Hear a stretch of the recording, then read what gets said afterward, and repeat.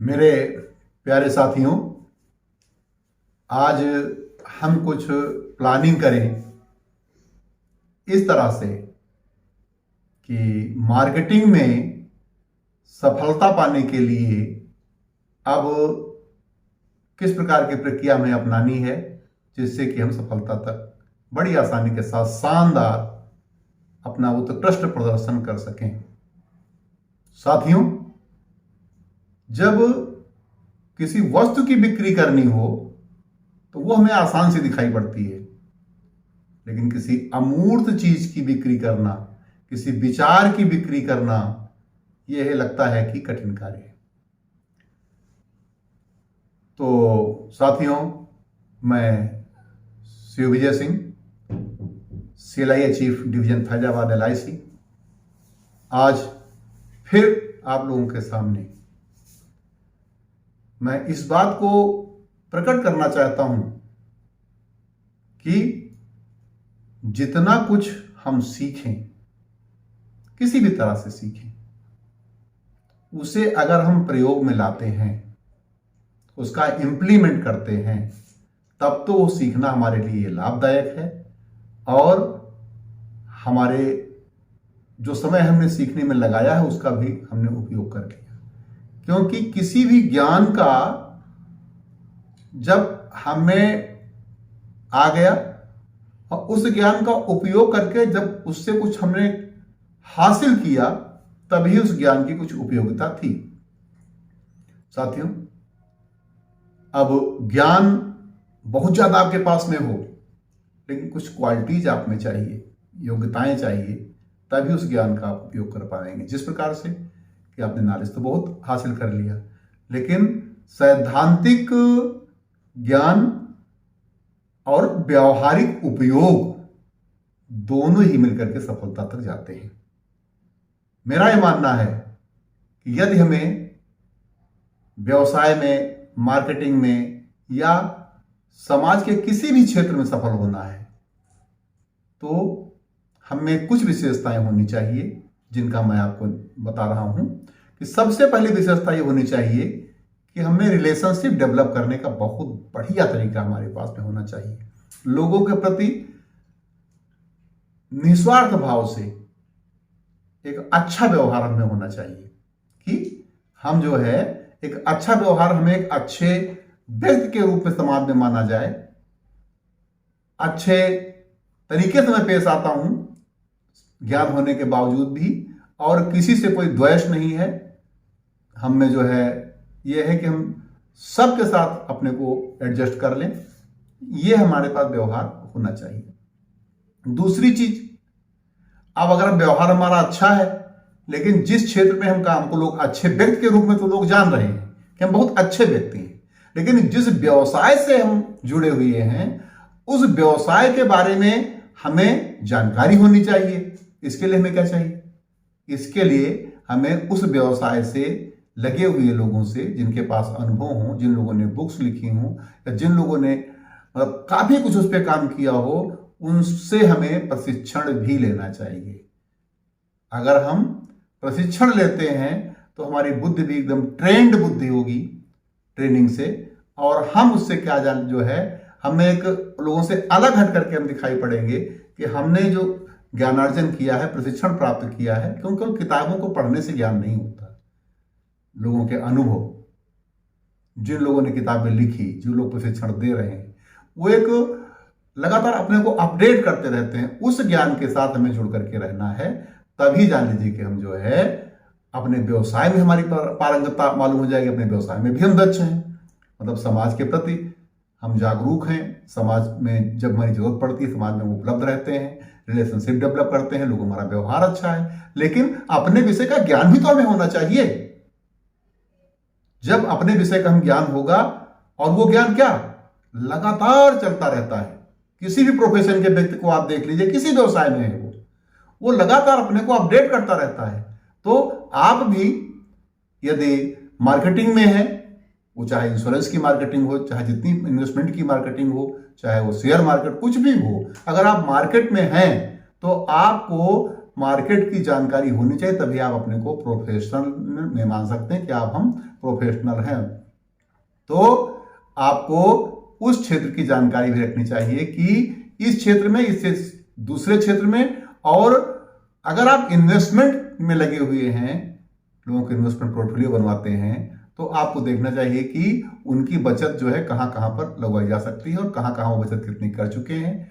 और फिर उनको केवल आपको बिक्री ही नहीं करनी है, उनकी सेवाओं पर भी आपको ध्यान देना है कि कौन सी सेवाएं उनकी किस तरह से दी जा सकती है जिससे वो संतुष्ट ग्राहक के रूप में आपको मिले। चाहे जिसके ग्राहक हो, जिस संस्था में आप काम करते हैं, जिस क्षेत्र में आप काम करते हैं, वो ग्राहक व्यक्ति विशेष का नहीं होता, वो ग्राहक जो है उस व्यवसाय से संबंधित होता है और उसकी जो है मदद करना आपका कर्तव्य बनता है, क्योंकि हर एक व्यवसाय सेवा भी मांगता है, उचित सलाह देना। अगर जो है उन्हें कोई जरूरत है तो उचित सलाह आप उस व्यवसाय से संबंधित उन्हें दीजिए। तीसरा क्या है, आपका व्यवहार भी अच्छा है, आपने ट्रेनिंग भी अच्छी ले रखी है, लेकिन अब सबसे बड़ी बात यह है कि आप लोगों से कितना मिल रहे हैं, कितने लोगों से मिल रहे हैं आप। मीट पीपुल्स, जब लोगों से मिलोगे तभी तो अपने ज्ञान का प्रयोग करोगे। लोगों से मिलोगे और उनमें क्या होगी, उनमें आप उनकी समस्याओं को देखोगे, उन्हें एडवाइस दोगे तब, या उनका कार्य कराओगे तब आपको लगेगा कि मार्केटिंग के साथ साथ में हम सेवा के क्षेत्र की भी अगर आपको जानकारी है तो आपकी मार्केटिंग और भी आसान सी हो जाती है उस कार्य के लिए जिस कार्य में आप लगे हुए हैं। और सबसे बड़ी बात यह है, हरदम जिंदगी में याद रखिए कि आपका लक्ष्य जो है वो डे टू डे होना चाहिए, मंथ के हिसाब से बटा होना चाहिए, ईयर के हिसाब से बटा होना चाहिए, और वो वर्षों में होना चाहिए कि जो है हमें किस समय तक कहां तक पहुंच जाना है, ये लक्ष्य आपका पूरा पूरा डिसाइडेड होना चाहिए। और सबसे बड़ी बात यह है कि जिन परिवारों में आप सेवाएं दे रहे हैं उन परिवारों में आपको इतना घुल मिल जाना है कि लोग आपको परिवार का सदस्य माने और आपसे समस्याओं को डिस्क्लोज कर सकें, आपसे बात कर सकें। उसके लिए क्या होगा, आपको ट्रस्ट डेवलप करना पड़ेगा, क्योंकि आप सब कुछ हैं लेकिन आप कोई आप बात आदमी को वो आपको नहीं बताना चाहता, कहीं आप अलग जाके ना बता दे। तो क्योंकि अगर ट्रस्ट से टी शब्द गायब कर दो, तो वहां केवल रस्ट बचेगा। तो ट्रस्ट डेवलपमेंट आपको बहुत ज्यादा करना है, जैसे बैंकें ट्रस्ट डेवलपमेंट करती हैं कि ये सब चीज गोपनीय रखती हैं। एक डॉक्टर है, मरीज की बीमारी को वो खुद जानता है, जब सब नहीं बताता है। तो कैसी आपके जो ग्राहक है या संभावित ग्राहक है उसकी आर्थिक स्थिति कैसी है, ये केवल आपकी जानकारी में होना चाहिए।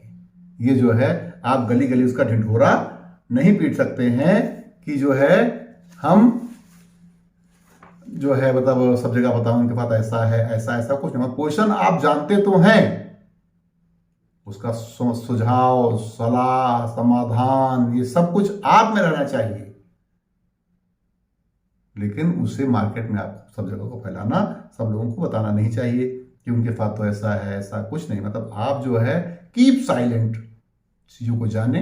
और उनका ये नहीं केवल आप मार्केटिंग से ही संबंधित है, उनकी कोई भी समस्या है उसमें आप इतना उनसे कोई घुल मिल जाए कि वो आपसे बेबाक रूप से आपको अपनी बात कह सकें और आपसे राय ले सकें, और जो पड़े तो आपसे सहयोग भी ले सकें। इतना जो है आपको ध्यान रखना चाहिए। तो सबसे बड़ी बात यह है कि रिलेशनशिप डेवलप करने के लिए ही आपको काम करना है। व्यवसाय की आपको ट्रेनिंग भी होनी चाहिए, लोगों से मिलना भी आपको चाहिए, और आपका ईगो का जो ई है वो थोड़ा छोटा होना चाहिए, क्योंकि मार्केट में एडजस्ट आपको करना है। क्योंकि विभिन्न घरों से लोग आए हैं, विभिन्न टेम्परेचर के लोग आए हैं, सब तरह से लोग हैं, तो उन सबके साथ क्या करना है, आपको एडजस्ट करना है, आपको कॉम्प्रोमाइज करना है कि वो आपकी बात सुन सके, उनके लेवल पर जाके आपको उनसे बात करनी है। तो उसके लिए करना क्या है, उसके लिए आपको करना यह है कि जो आपकी अर्निंग है उसका कुछ प्रतिशत अपने ट्रेनिंग पर आपको लगाना ही लगाना है। जब उस पर आप लगाएंगे तो आपका ज्ञान परिष्कृत हो जाएगा।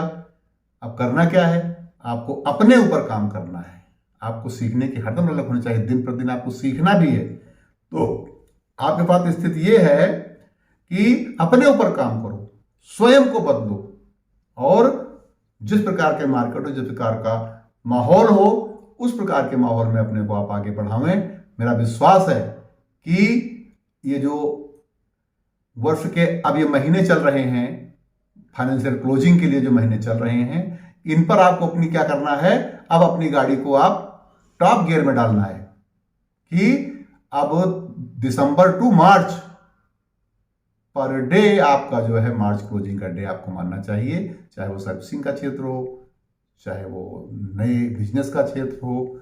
आपको क्या है, दिन प्रतिदिन अब आपको टॉप गियर में आ ही जाना है, अगर आपको टॉप तक जाना है तो।